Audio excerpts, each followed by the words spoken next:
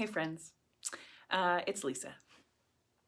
I've been thinking a lot about folks of us in the Christian community that I think a lot of us might be having a crisis of faith right now. I think there's a lot of Christians that are pushing for programs and church and in-person things because we don't really know who we are in Christ apart from the doing. Where's the evidence of Jesus in our lives? I think for a lot of folks, there's little to no evidence. And the realization of that is too heavy to unpack and to explore.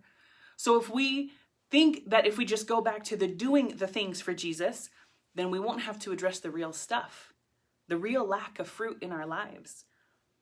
In the Salvation Army, we have a bunch of doctrines. The 9th one is the most disputed and my personal favorite. It says that we believe that continuance in a state of salvation depends upon continued obedient faith in Christ.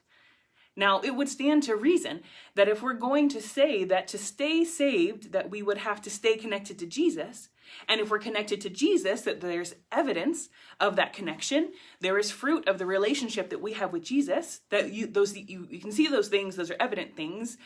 So if that's true, then the opposite has to also be true. That if there is no fruit in our lives, then there is no Jesus. And if there is no Jesus, there is no salvation. I think this season of COVID is showing us that we may not be as connected to Jesus as we thought. If all of our evidence of connection was in the doing, and when you take that away, you have nothing, maybe we've messed this up.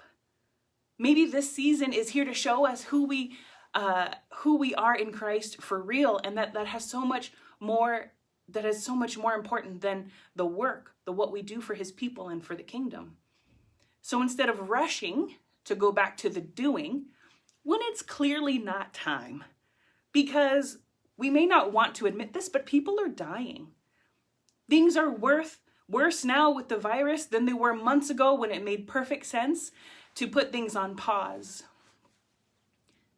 I think a lot of us are bored or antsy, or we just feel like enough time has passed and things should just be normal again. It's not enough reason to start. There's no science in that, and really there's no sane reason in that. So instead of pushing to do the in-person things to feel normal, let's rush maybe to the being. Let's rush to the posture of Jesus, to the posture of love and listening, of being available and being present, even if that has to be virtually or on the phone. This season of waiting that we're in now doesn't have to be a season of inactivity. Let's do something productive with the waiting. Let's fully reunite with Jesus. And let's equip the priesthood of all believers, right? For everyone to come to the foot of the cross again, for everyone to fully reunite with Jesus again, not just the pastors or the officers or the people that working for Jesus every day is our profession, because this is a season for Jesus. And it's a season for everybody. Thanks for listening. I'd love to hear what you think, even if we disagree. I'm open to that.